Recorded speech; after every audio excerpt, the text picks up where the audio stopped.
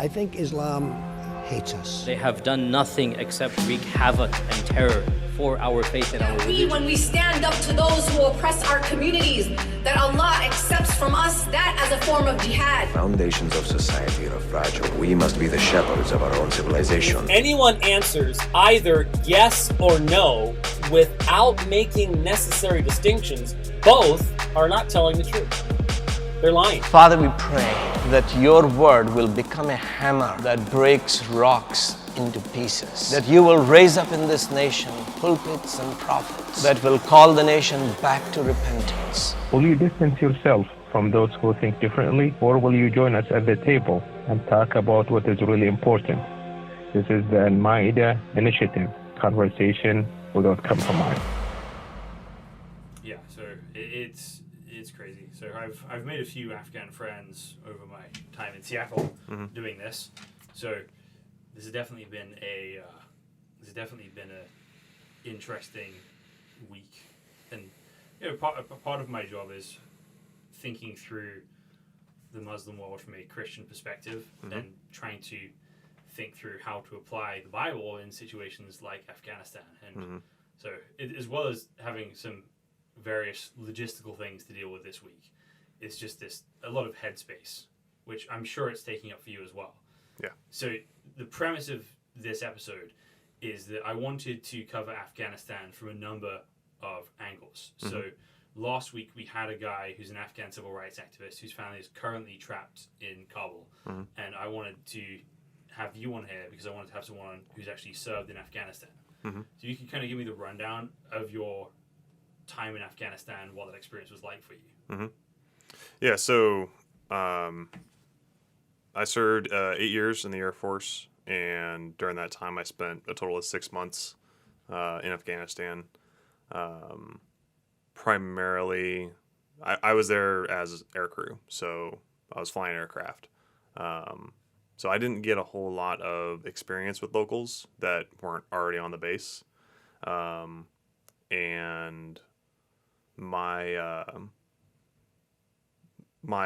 anytime that I went outside the wire, I was in an aircraft.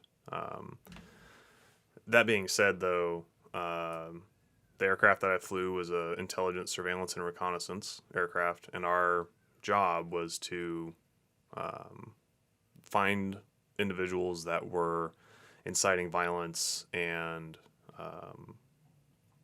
from various terrorist networks and other networks, and remove their ability to execute their mission. And so I spent a lot of time, and it sounds kind of creepy, I spent a lot of time watching people and watching how things happened and what day-to-day life looked like for a lot of people. So what? Give me a timeline here of when this happened. So, what sort of part of the Afghan war were you there in? So I was there in 20. Oh man, you're gonna make me think. I was there in 2014 and then 2015. 2014, 2015. Yeah. So about what? That's like, when are we now? That's like 2/3 through the American time in Afghanistan. In the last quarter, essentially. Okay. So what made you want to join the Air Force in the first place? So when I was really young, my parents took me to an air show. I was enamored with flight and military aircraft, and so and that's such a stereotype. You talk to a lot of my friends, and it's the same story. They were enamored with aircraft and they wanted to go fly them. And so, but what drove me to wanting to join the military was this sense of debt that I held from the many, many men and women that have served this country in uniform, and how their sacrifice and their time of service has put me here. And I wasn't going to let that chain fall. I was going to do my part to continue that line so that other people in the future could also enjoy everything that I've enjoyed. as an American. Both of my grandfathers were in the British Air Force in the Second World War. Mm-hmm. One, my grandfather, I believe he was a gunner on Lancaster bombers. Wow. And then my mother's father was trained to be a fighter pilot.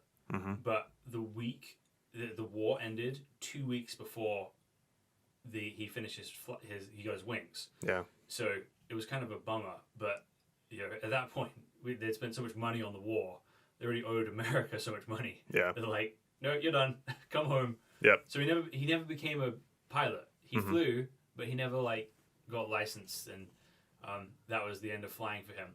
Yeah. Yeah, I had some heritage there. My dad was in the Army for a couple of years. My uncle was in the Air Force. Both my uncles actually were, or two of my uncles were in the Air Force. One did a career in it, actually. And I recently found out that my great uncle was actually in the 8th Air Force flying B-17s over Europe and was shot down and captured by Germany, and unfortunately passed away from pneumonia in the hospital as a result of his exposure and everything during his capture. But yeah, even and that was after I got out of the Air Force, but just knowing that now that was part of my heritage, and only reinforced my decision to just join and serve. So when we communicated before this, you said there are a lot of misconceptions about what the American mission in Afghanistan was. I feel like there's a lot of misconceptions around a lot of the hows of the military. Like a lot of people get really upset about drone warfare, right? There's all these robots flying overhead that just are killing indiscriminately. It's like, no, there's remotely operated aircraft with a human still operating the aircraft somewhere else that's taking extraordinary measures to make sure that only the right people are targeted. During my time during another deployment, we got to see firsthand what type of behavior other countries are taking, and we take orders of magnitude more care in making sure that non-combatants don't get hurt. And that, for me, is a really point of pride, but I also think it's a really big misconception that, we're just out there gunslinging. And it's like, no, that's not it. It's a profession of arms, and we care about those people in the country. It's not some callous attitude towards them, and we care about all life. From a Christian perspective, there's a lot of dark humor in the military because we are exposed to horrible things, and as a result, it's a coping mechanism. And some of that is kind of toughens you up and thickens your skin.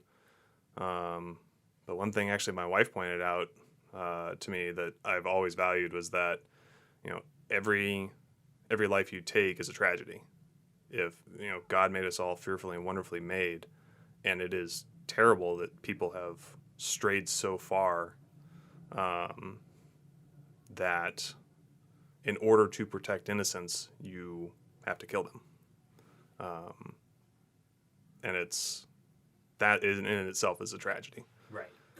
Ezekiel says God does not delight in the death of the wicked. Right. There's a weight and gravity to it. Right. So speaking of that kind of weight and gravity, right? This is a country where you've kind of invested in the future. Although before I get to that, I'm curious for you, when you're in Afghanistan, why do you think? How do you kind of see yourself there? Are you there primarily to help America? You primarily there to help Afghanistan? A bit of both. What's your mindset being in the country of what you're doing there? While you're there, you're focused on the mission. You get into a routine. You essentially, you go fly, you work out, you eat, and you sleep. That's just what you do. And so your sole focus is on that mission because people's lives are resting on it. You lose focus, you get distracted, you're not you're not out at your 100%, then it can cost people everything. And I've seen that happen both ways. So while you're there, you're focused on doing the job. When you're at home, that's when you have time to ask yourself those types of questions of like, why are we going to go do this? And it is a bit of both, I think. I remember very distinctly the first time I went to Afghanistan. I'm sitting in the ready room. They're getting ready to take us from the bus to the aircraft to leave for Afghanistan. And commander walks in and says, "Hey, just so you know, there's been an insider attack in Afghanistan, and Matt Rowland and Forrest Sibley have been killed by an Afghan national in an Afghan, I think it was an Afghan army uniform." And we'd heard about this stuff before and seen it in the news. And it's been happening for years. It was nothing new, but those guys were guys that we had trained with. They were from the Special Tactics Squadron, literally across the street from my squadron. So we had trained with them regularly. We knew those guys, and it was tough to hear that right before you get on the plane to go overseas. And so you do it for them. You're trying to make sure that stuff like that just doesn't happen. That you stop reading stories about guys getting blown up by IEDs and dying in firefights and helicopter crashes and all this. But at the same time, you're also tired of reading stories about, girls getting doused with acid just because they're trying to go get an education.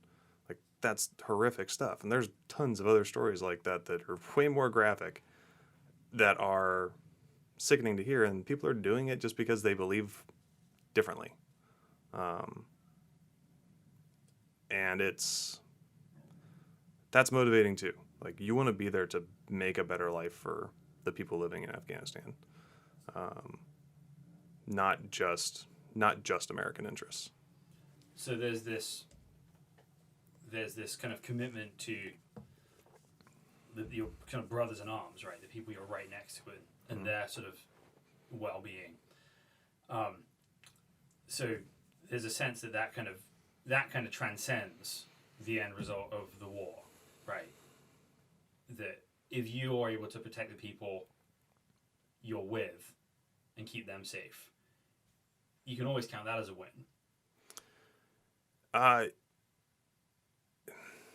It's very complex. The last week with everything that's happened in Afghanistan, there's been a lot of emotions that have come out of the veteran and active duty community. And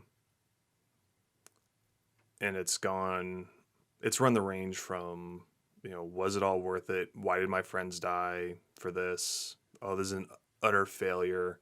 How could we let this happen? And it's been really tough watching and experiencing some of those emotions myself. And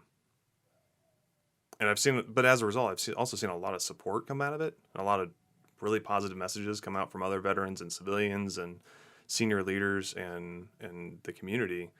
The best analogy that I heard that really resonated with me was, if a doctor treats a patient for cancer and puts it into remission for 20 years, but the cancer comes back and kills the patient, the doctor doesn't sit there and go, well, why was it all worth it? Mm-hmm. And that's what we did. We held back the cancer for 20 years. We gave people a better opportunity over there. Afghanistan went on to win 2 Olympic medals in 2008 and 2012. They have women competing in their sports. They sent a female taekwondo competitor to the Olympic qualifying for 2020. Women are getting education. They have jobs. We're putting a stop to all the horrible things that ISIS and the Taliban and Al Qaeda and Haqqani Network and all these other groups are doing, and making people's lives better. That alone is worth it. There is a great deal of satisfaction of while you're doing that, you can also bring your brothers and sisters home. Mm-hmm. It's not you don't go there and then say, well, I was able to defend my friends, so that's all well and good. And it's like, no, we held back the cancer for 20 years mm-hmm. and did good work doing it. And people over there benefited from it. I don't get any benefit from, all the progress made in Afghanistan. They did. And that's worth it. It's crazy to think that there are people in Afghanistan right now who this is the first time in their life they're experiencing Taliban rule. Yeah, that's amazing. And, you said that this is how the war ended, and it's like, well, did it? Like, it's still in a developing situation, and, you've got protests going on the street. You've got people tearing down Taliban flags and putting up Afghanistan flags. You've got women who had jobs before the Taliban rolled in, and now they're out there protesting in front of armed men, and some of them are getting shot and killed for it. As Americans, we love to pin our pride on how we kicked out the British Crown in our own rebellion, but I don't think a lot of those people now would necessarily have the gall to would be unarmed, stand up to armed men that have no problem killing whoever they need to, and say, no, this is my right, this is what I'm going to do, this is my life, this is how I'm going to live it, and you all can, go back to wherever you came from. That's amazing. And then you've got, like, the Panjshir district, or province is in open rebellion right now, and the fact that it's being led by the vice president and the son of the founder of the Northern Alliance. The guy's a national hero in Afghanistan because he fought the Taliban. He fought in the 90s and 80s, or in the 90s, and then he fought the Soviets in the 80s. Like, that is a long heritage of rebellion, and they're putting their money where their mouth is, and they're putting their life where their mouth is, because they believe in a free Afghanistan with, more liberal ideals, little L liberal ideas of freedom and democracy and equality between men and women and things like that are all worth fighting for, and they're out there fighting for it. And I think that's not something you saw when the Taliban first took over in 95 or 94, whenever it was. And you didn't see it when the Soviets came in, and 20 years of our labor there has planted those seeds. It's interesting,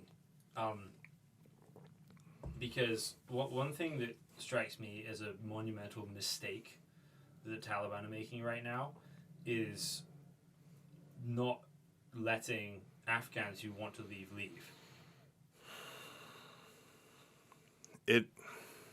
Yeah. Because what that's doing, there's a sort of pride and hubris in that. Yeah. That if we have these people here long enough, we can just kind of beat them into submission. Well, either kill everybody who disagrees with us, or mm-hmm. beat them into submission to agreeing with us. Mm-hmm. And thinking if they just have them under their own indoctrination for long enough, then everyone will start to conform with them. I don't think the Taliban expected this many people to either resist them or to want to get out. I was just reading this morning that there's something like 20,000 people in the airport at Kabul right now, and the UN, I forget if it's the UN or NATO, but they're on track to evacuate somewhere between 4,000 and 9,000 people a day or something like that. Wow. There's a exodus out of Afghanistan because they know what the Taliban's about. But at the same time, there's also people just standing up to them like, no, this is my country. I live here. Go away. I think that's pretty inspirational. I mean, that's a hero right there. Anybody that does that, that is a hero. So it'll be interesting to see where the country goes. I kind of expect us in the meantime. You could probably. My guess is that it will descend into kind of having pockets of resistance and tribes where people can kind of get away from the Taliban. Afghanistan's always been a tribal state. Doesn't help that the state lines are drawn by the British in the 1800s with absolutely no no consideration of cultural lines. You've got all these different regions, all different cultures, different languages, different ethnicities that all have to somehow be convinced that they all need to fall under a government out of Kabul, which is a completely different culture and ethnicity. So that's always going to be a difficulty for Afghanistan. And then you can get into the geography of it. How do you unite a country that you can't build roads through? I grew up in the American West, love the mountains, got to, every time I fly from, Colorado west, essentially, I'm always looking out the airplane window at the mountains, and it's always beautiful. Nothing compared to the Rockies, Cascades, whatever. Nothing compared to the Hindu Kush. It is immense. I remember taking off out of Afghanistan and looking essentially out the front of the aircraft and knowing that 5 miles away, we're taking off at 4,000 feet. 5 miles away, there's a 16,000 foot peak. It's mind blowing. And you can sit there in the aircraft at 30,000 feet, look in every direction, and there's just mountains. There's no valleys. There's no flat spots. There's nothing. There's just mountains at 10,000 feet and above. Like, how do you build a country out of that? And there's thousands of people living there. It's not like it's empty. It's a complex problem overall, with a lot of different interests and a lot of different people, and there's a lot of history there of violence and survival, and people are doing anything they can to survive. But they're hardy people too. You go back, the British took them over, then a couple decades later, the British Empire, pulled everybody out, then the Soviets came in, then the Taliban took over, then we took over, and now the Taliban's back. Like, it's a violent place. And it's burned into their culture. And people will look down on some of the practices over there, like the rampant corruption, that's well cataloged. It's hard. You can't, shoo that away. But they don't want to ask why. It's like, well, they're just fighting to survive. When I was over there, I was talking to one of the locals, and he said Afghans always win because they're always on the winning side. It's like, okay, what does that mean? It's like they don't have a loyalty. They just want to survive because that's been burned into the culture for centuries. I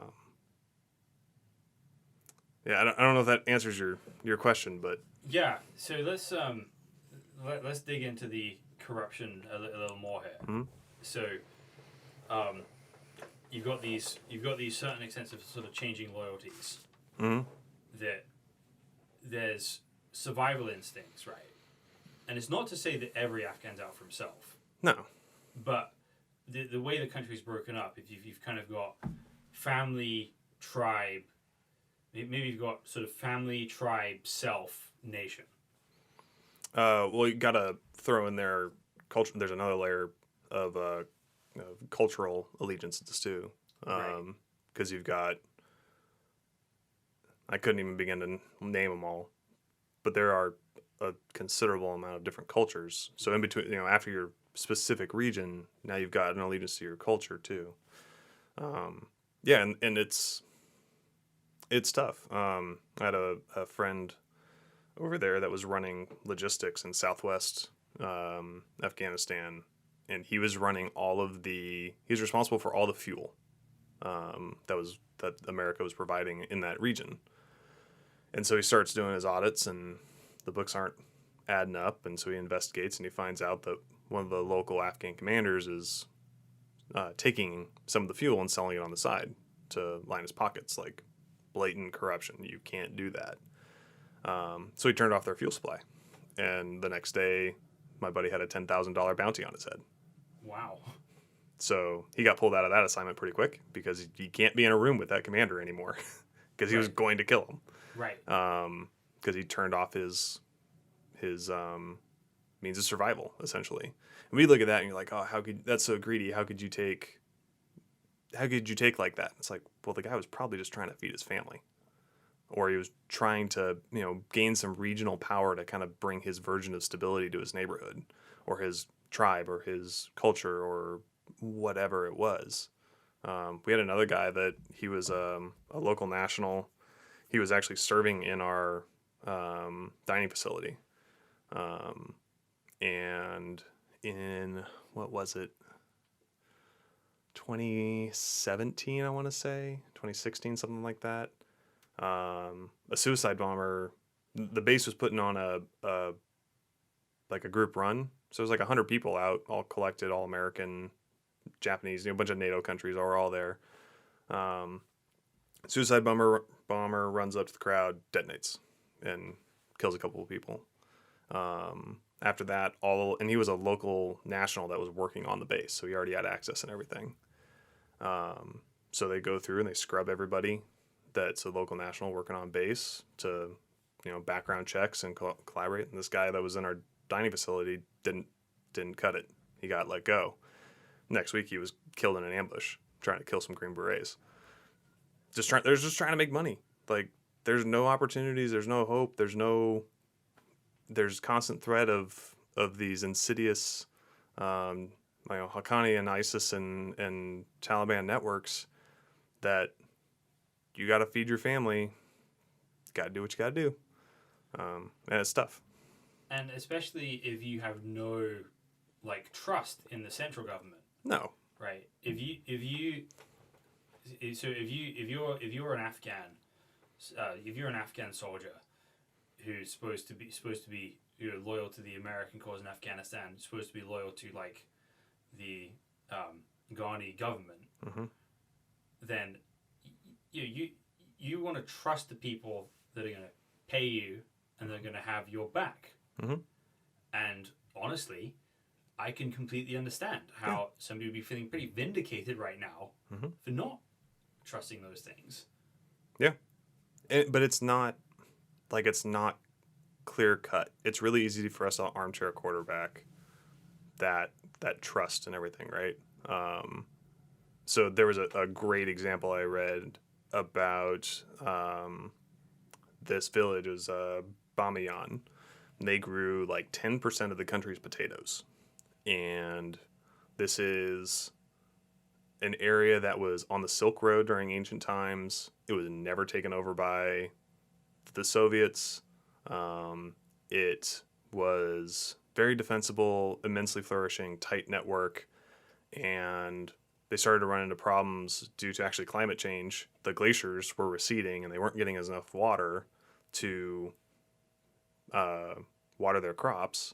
So I believe it was either USAID or the UN came in and gave them a new type of crop that was a lot more drought resistant, and they flourished again. They got their crops back up, and they were providing 10% of the country, or 10% of the country's potato supplies. And as we began to pull out and those supply lines became less secure and they were less audited against corruption, that trickled down to the point where a Afghan National Police station received one box of moldy potatoes to feed the entire station for a week. And the reply back was essentially, these potatoes will not hold the line. Mm-hmm. How did we go from receding glaciers to the fall of the Afghan government? that's how complex this situation is. And there's a lot smarter minds with a lot more experience. The best one that I saw was Stanley McChrystal, retired general, and he had this chart that if we can solve this, this is how we'll win Afghanistan. And it pretty much looks like a spaghetti and meatballs plate. Mm-hmm. There are so many different ideas connected to so many different other things that I don't know how he was able to comprehend it. If you sat there and stared at it for an hour, yeah, it made sense. But the fact that he was even able to generate it is amazing. And it took us 12 years before of experience in the country before somebody actually put it on paper. It's not an easy solution. It's not straightforward. And to think of it with our, Western context and our immense wealth that we have back here in the States, it doesn't portray the picture on the ground. And you got to think about the tacit knowledge of the people on the ground, because it's a different world. Right. And I think we can be too harsh on like Afghan culture in regards to this, when this is really the default state of humanity. Mm-hmm. This isn't like an unusual thing. It's not an unusual thing that this is happening. Mm-hmm. This is endemic on a worldwide scale. Mm-hmm. There's corruption here too. It's not the same level of corruption. No. But corruption is something that pervades humanity and every culture in the world. Mm-hmm. Yeah, and when you don't have the audits and the defenses against it, it's just that much more impactful.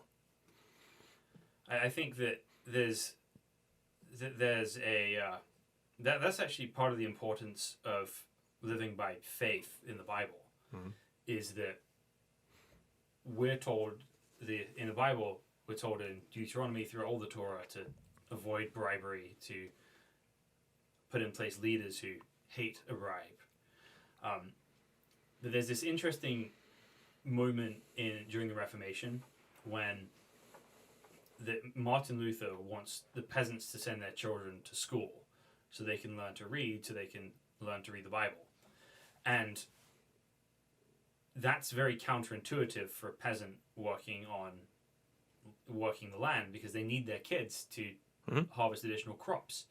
So there's this appeal that in faith, you send your kids to school because it's the right thing to do, and you kind of trust God with the rest. Mm-hmm. So if you don't have faith in something transcendent that's going to back you up, or even something tangible here on earth, then how on earth do you have the strength to be able to make a decision which may cost you your future? Mm-hmm. Those are sort of faith decisions, and you've got to have faith in something. In Afghanistan, that certainly was not the central government for them. Right. So there's just nothing. There's nothing people felt like they could rely on. They're kind of on their own. Yeah, I think that's a fair assessment. And it wasn't for lack of trying. It wasn't for lack of resources. It wasn't for lack of foreign aid. If you look at it from a development perspective, Afghanistan does not have the natural resources to become a developed nation, generally. It's pretty much monoclimatic. It's culturally fractured. There's a difference between culturally fractured and culturally diverse. They're culturally fractured. They have a standing culture that kind of rejects modernity, and they have a long history of attempting to be conquered and fighting against that. They call it the graveyard of empires for a reason. That actually makes me wonder if the Taliban represent that historic graveyard of empires, or they represent yet another empire where Afghanistan will be its graveyard.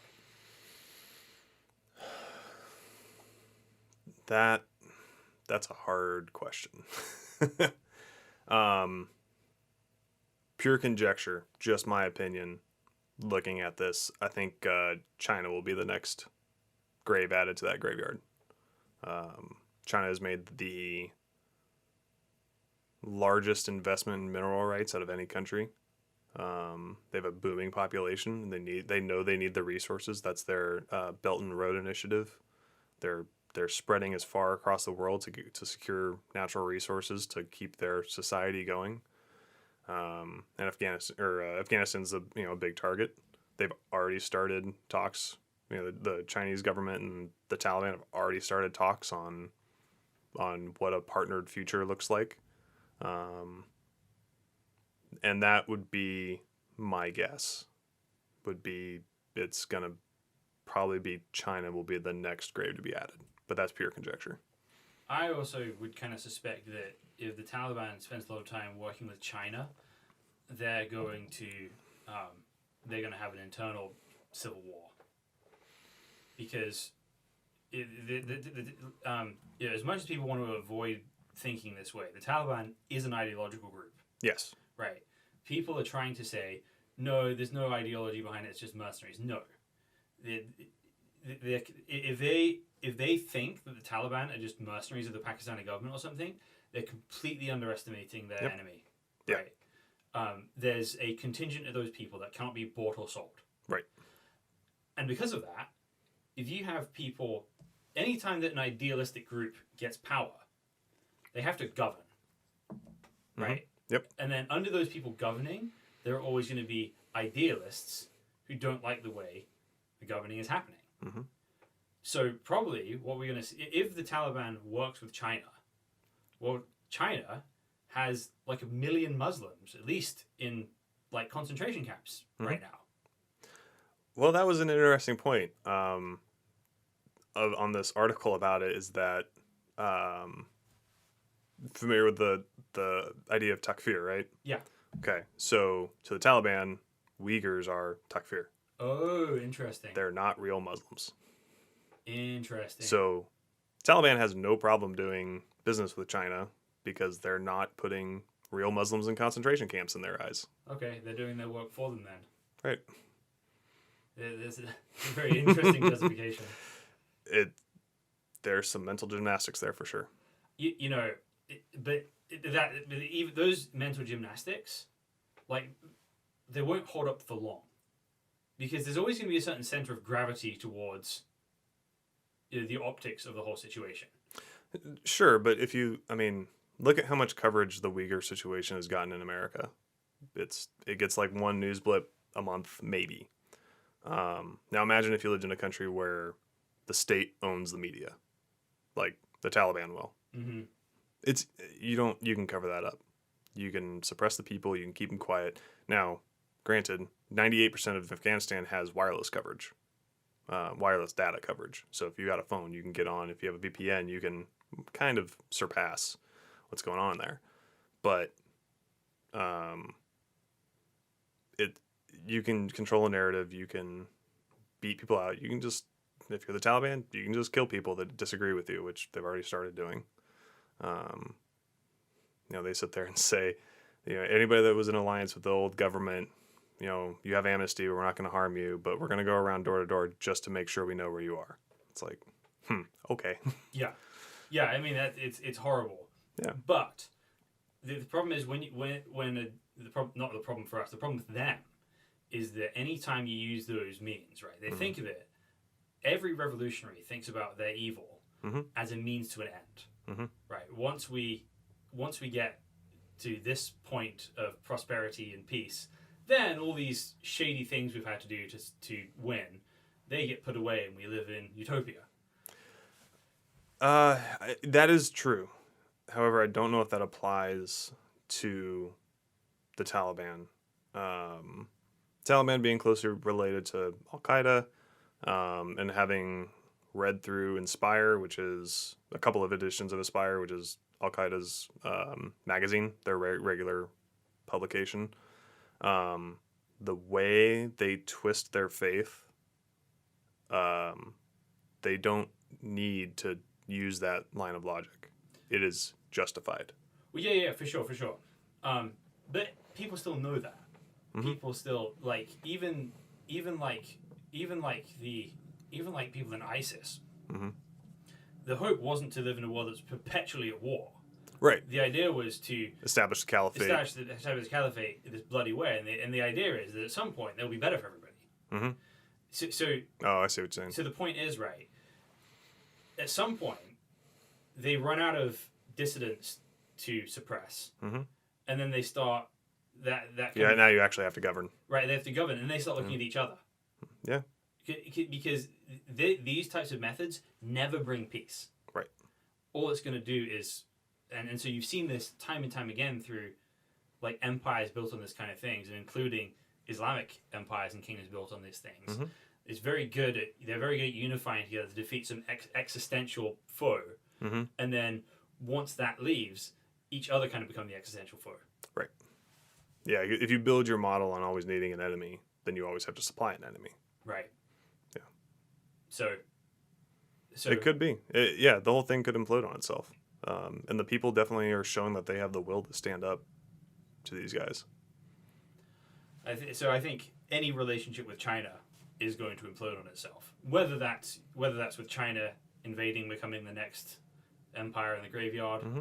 or whether it's or whether the Taliban beat them to it. It'll be very interesting to see if Afghanistan ends up being the graveyard of the Taliban as well. Yeah, it definitely will be. So, how you're talking about kind of finding the wins for the veteran community right now, kind of coming out of this. So, of course, there are going to be wins you can find in the situation, people that have genuinely helped. Mm-hmm. But there has to be a sense of, like, loss right now that everyone's about how this is all going down for people. Yeah, a lot of people are struggling with that. You know,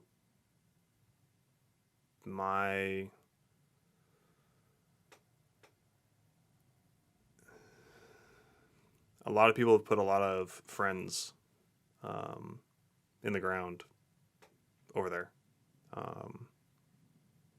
well before their time, and it's been tough. Even if you didn't lose anybody, you spent time over there. Nobody ever came back the same.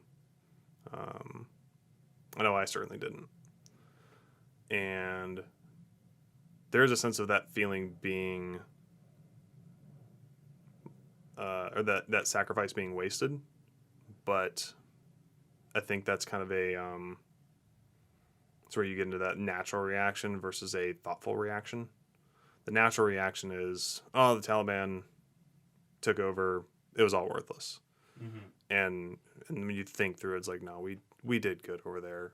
We did our job. And even if there's a great line, comes back from an interview all the way back in 2006, which is kind of sad to think about. They were interviewing a Marine, and they asked him, like, what do you think about America being at war in Afghanistan? His response was, America's not at war. The Marines are at war. America's at the mall. And that couldn't be more true.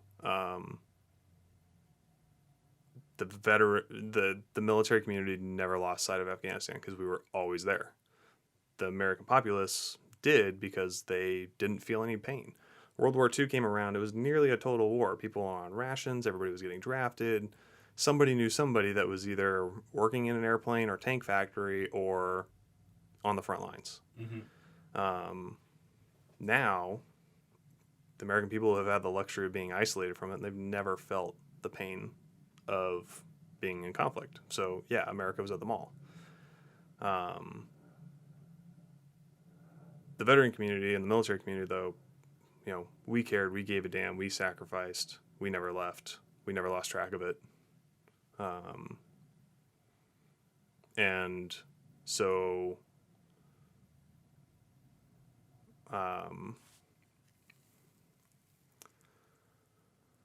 as far as this feeling of, you know, what was all worth and it was all wasted and the sense of defeat, it's like the military was not defeated.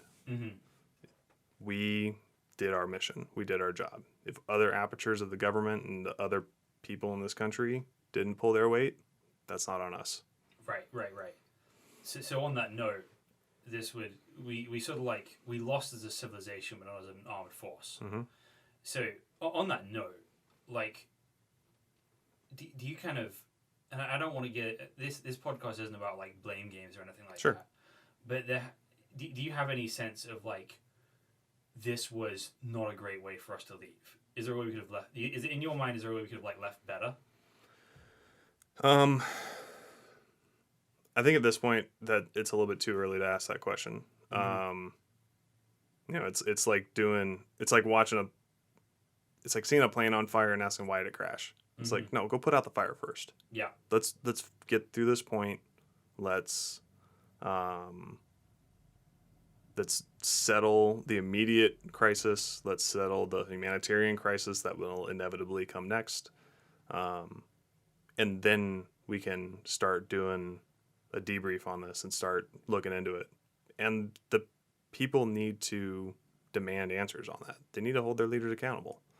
All the leaders. This isn't, like you said, we're not playing the blame game. This isn't one person's fault. This isn't even one organization's fault.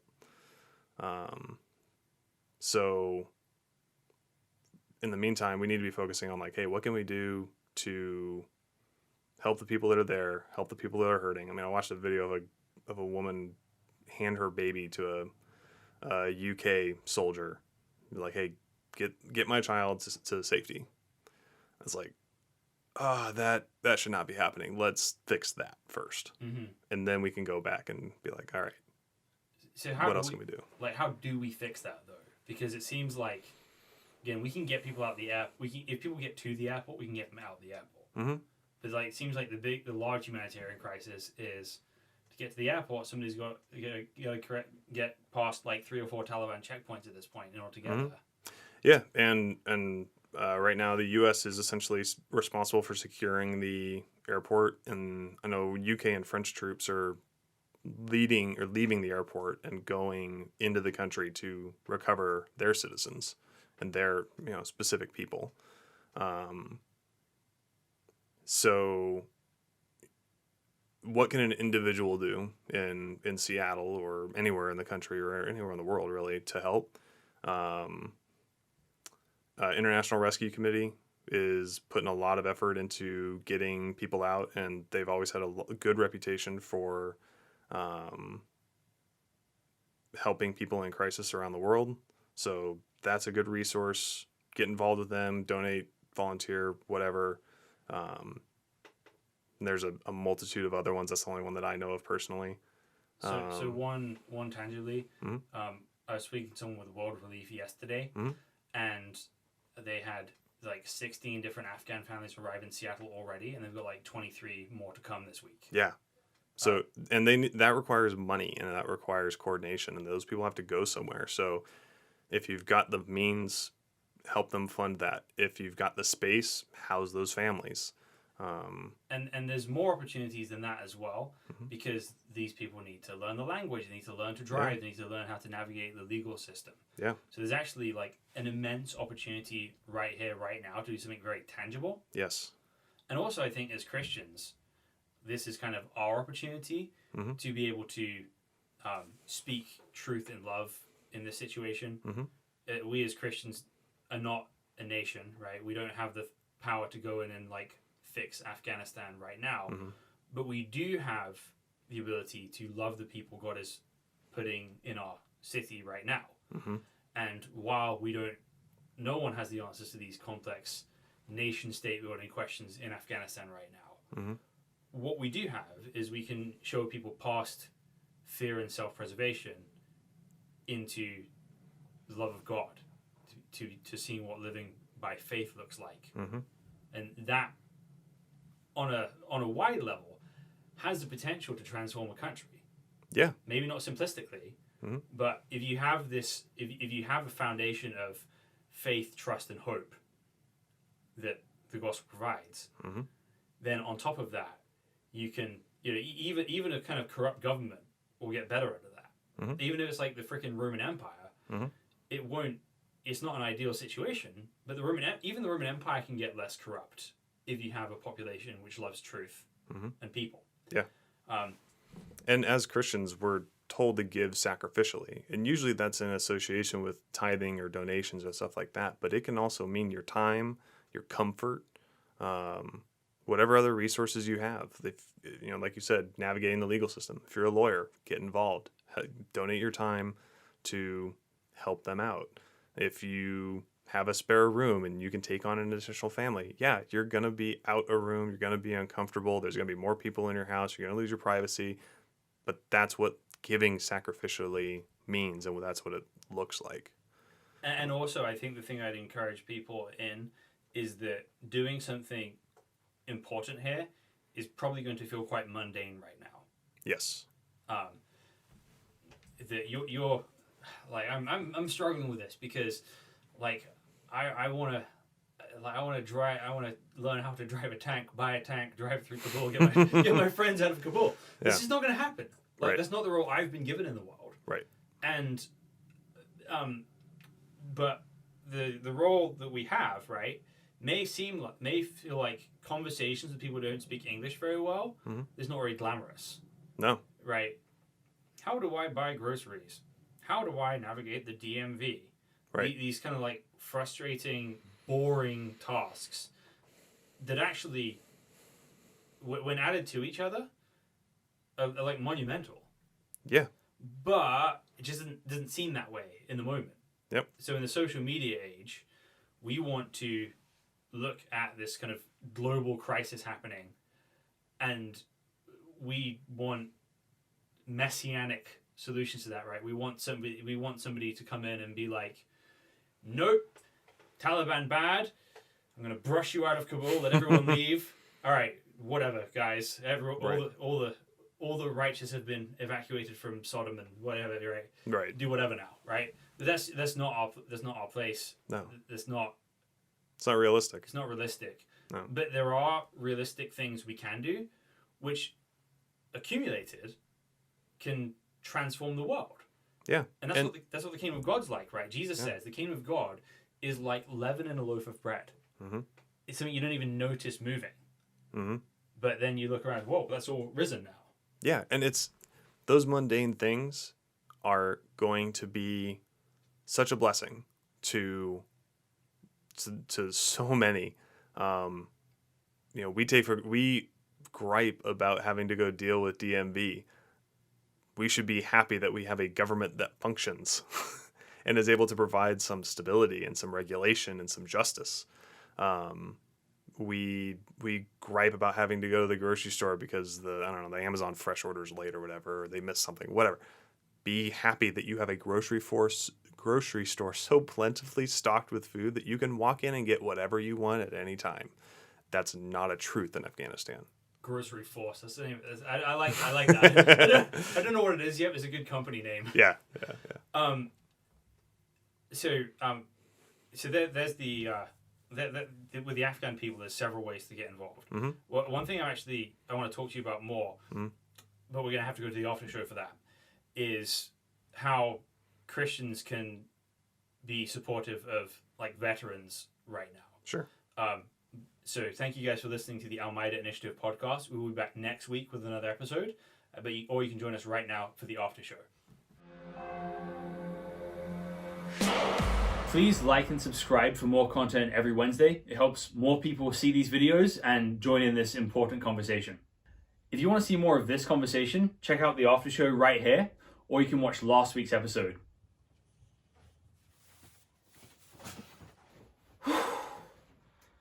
This British guy customer is really hot. Can you bring me some water? على فكرة احنا اسمنا المائدة يا اخي، جيبونا اكل حاجة، جيبونا تميز فول يا هو.